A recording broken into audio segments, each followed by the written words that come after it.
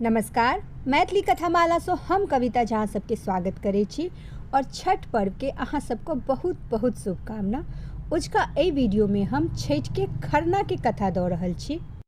छठ पर्व के दिन खरना के समय ई कथा सुनल जाय छै और कथा आरंभ करे से पहिने अहाँ सबसे हमर आग्रह जे एखन तक अगर अहाँ सब हमरा चैनल के सब्सक्राइब नहीं केने छी तो सब्सक्राइब कर लिया, कियाकि त हमरा चैनल पर अहाँ का नाना प्रकार के मैथिली कथा के साथ साथ सब पाबन तिहार के समय पूर्व जानकारी भेट जात।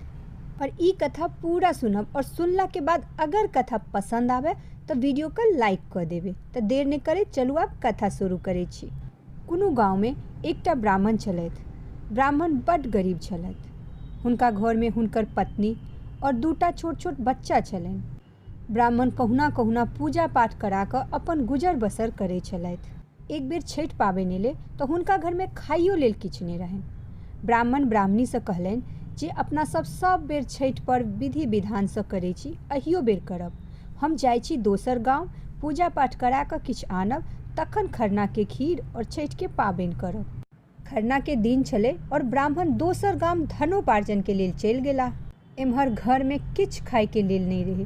साँझ पड़ले, बच्चा सब दौड़ दौड़ कर माँ के पास आबे जे माँ, सबहक घर में आइ खीर बनि रहल छै, आइ तऽ अपनो घर में खरना छिए, खीर कखन बनते, जल्दी खीर बनाबू, हम सब खीर खाएब।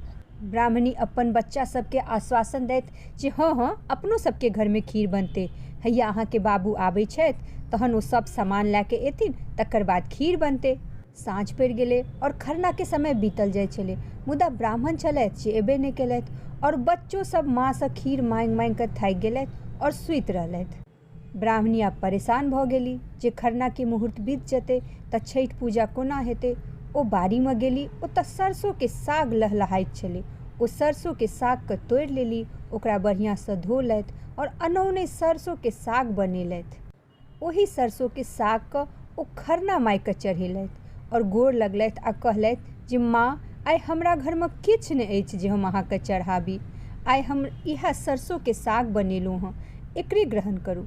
और ओ नैवेद्य देलखिन सरसों के साग से और अपनो सरसों के साग ग्रहण केलथि और जाकर सुति रहलथि। भोर भेले तब बच्चा सब कहलकै जे माँ राति में खीर बनल हेतै, लाउ लाउ हम सब खीर खाएब, हमरा सबके प्रसाद दिअ। ओ बेचारी कोना कहितथिन जे अपना घर में काल्हि खीर नहीं साग बनले।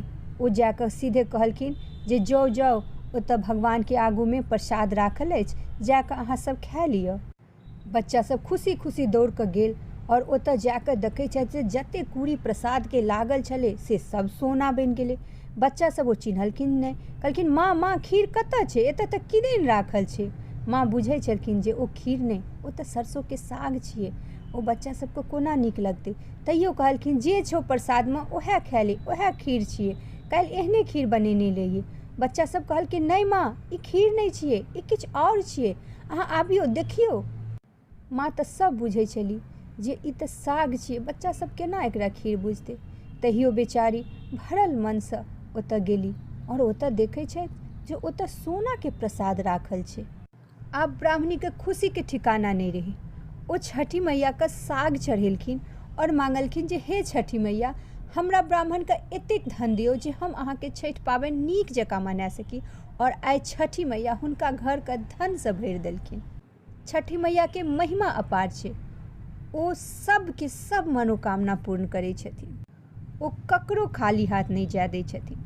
अगर भक्त सच्चे मन से पुकार करे छै तो ओ ओकर मनोकामना जरूर पूर्ण करै छथिन। ब्राह्मणी ओही सोना में से कनी सोना लऽ कऽ ओकरा बेचलखिन और ओहि से पाबनि के सब सामान सब आनलखिन और सच्चे मन से हृदय प्रफुल्लित कऽ कऽ छठि मैया के पूजा केलनि। ब्राह्मणी अन्न धन से पूर्ण भऽ खुशी खुशी रहऽ लगली और एही कारण से लोग सरसों के साग खाइ छै अनौना। तऽ ई छल छठी मैया के खरना दिन का कथा। ई कथा अहाँ खरना दिन, सँझुका अर्घ दिन और भोरको अर्घ दिन पूरा सुनि लेब। हम आशा करै छी जे कथा अहाँ सबके जरूर पसंद आयल हैत। तऽ मिलै छी अगला कथा में, तामे तक जय मिथिला, जय मैथिली।